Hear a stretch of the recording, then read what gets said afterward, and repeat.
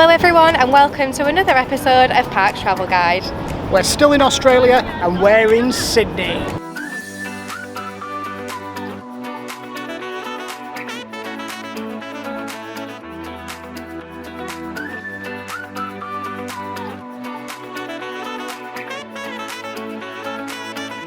Coming up on this episode, we're going to take a trip to Bondi Beach.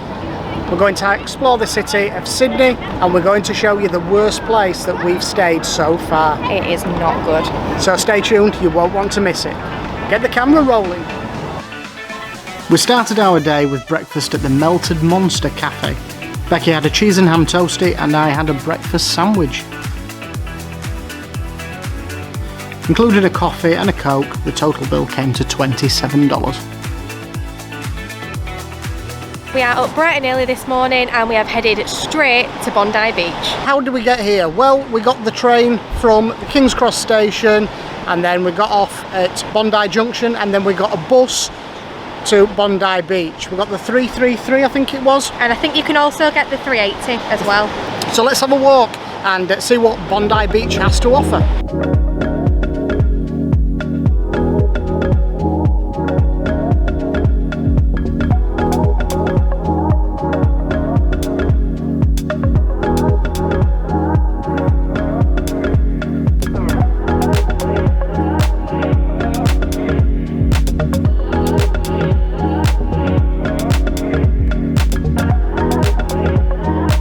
So Becky's just taking some photos for Instagram there. If you're not following us then you really should, because we often post pictures and things like that before the vlogs come out, so a bit of behind the scenes stuff.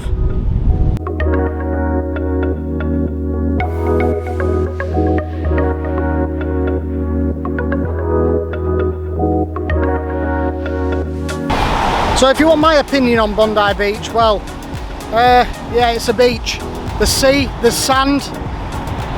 Looks alright for surfing if that's your thing, but other than that it's nothing really special. And it's very windy.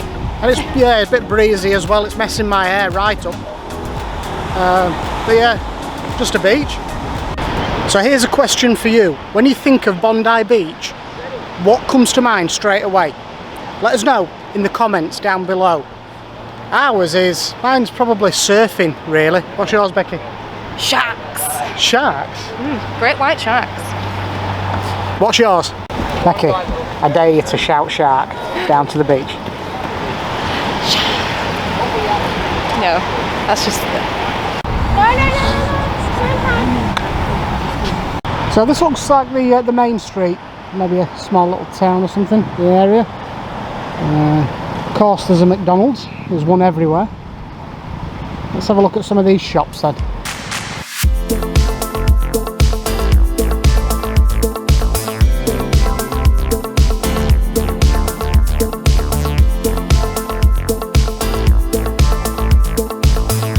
So you can get some souvenir Bondi stuff if you want. For that grey one up there it was $45. What do these cost here? $30 for that one there, that white one. And I've lost Becky again now. I have no idea where she is. Yep, I'm a lost husband again. You there? I'm here. I'm there. Wow. It turns out that the best way for us to actually get from Bondi Beach to the Sydney Opera House was actually to get back on the 333 in the same direction and then get off here at the Museum of Sydney bus stop, and then it's just a short 10-minute walk down to the harbour.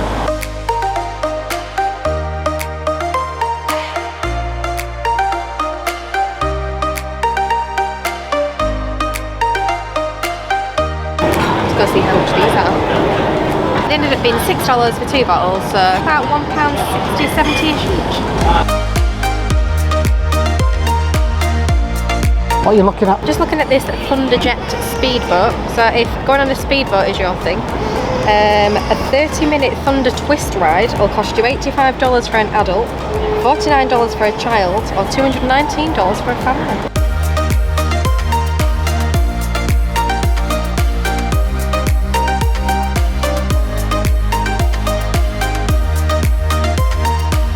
This is the problem when you're trying to do a video and somebody comes and stands right behind you. To me, Sydney Opera House is just a magnificent piece of architecture. The only time we've ever seen it is on television when they show the New Year's Eve fireworks from around the world. So it's great to be here in person to actually see it up close and personal. Obviously, to have a proper guided tour, it does cost and you have to buy a ticket. But we're going to see how far we can get and just at least say that we've been inside the Sydney Opera House.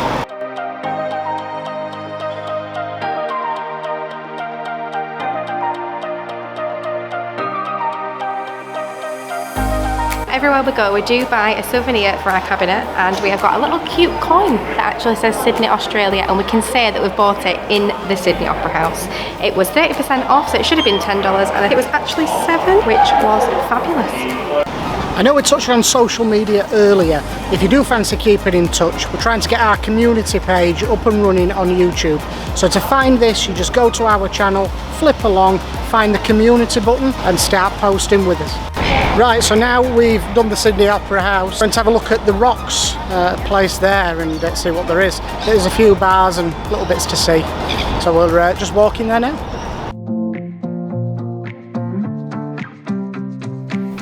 The Rocks is a popular tourist hotspot area in Sydney. It offers a range of attractions, funky bars and restaurants, and it's also home to Sydney's oldest pub, along with many other quirky features. And of course, there's plenty of shopping too.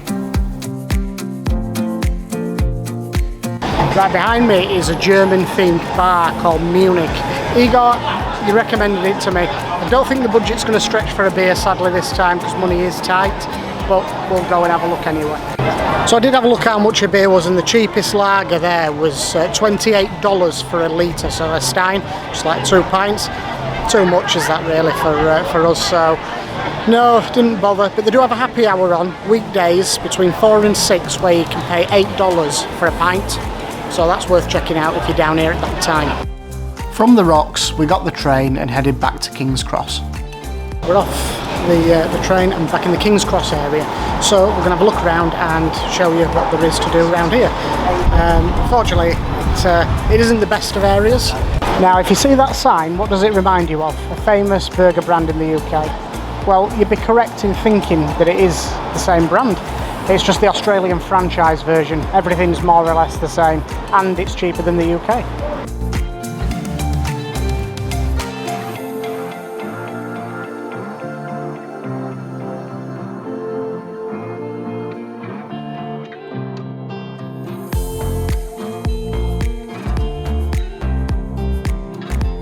This place here looked pretty good, tapas bar. It works out about £4 a dish, which isn't really too bad in the grand scheme of things, considering prices in Australia. Speaking of which, Becky's holding on to our tea there.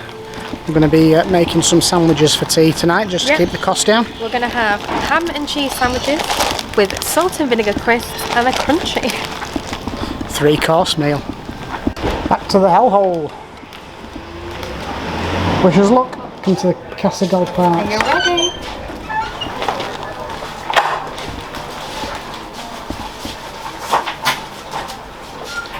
So this is it really, and it stinks again.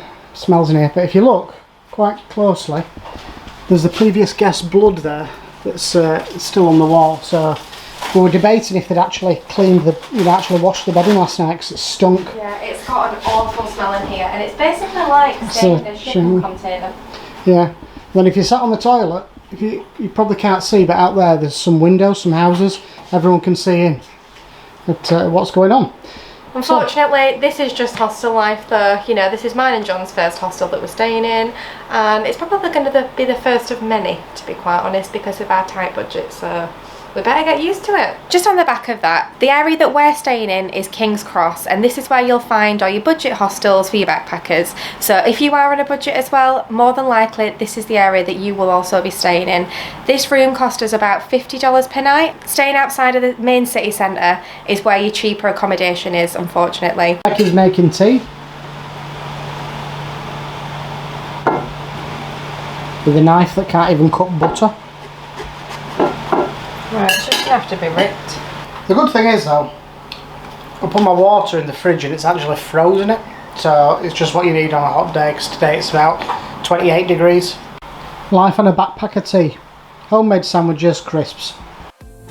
The following morning, we found a cheaper option for breakfast at the Froth Cafe. An all-day breakfast special here cost just $6, and it was definitely enough to set us up for the day. Sadly, this was the end of our short stay in Sydney, and it was time for us to head to Cairns. Join us on the next episode as we explore Cairns and take a trip to the amazing Great Barrier Reef. Subscribe now so you don't miss the next episode. Thanks for watching.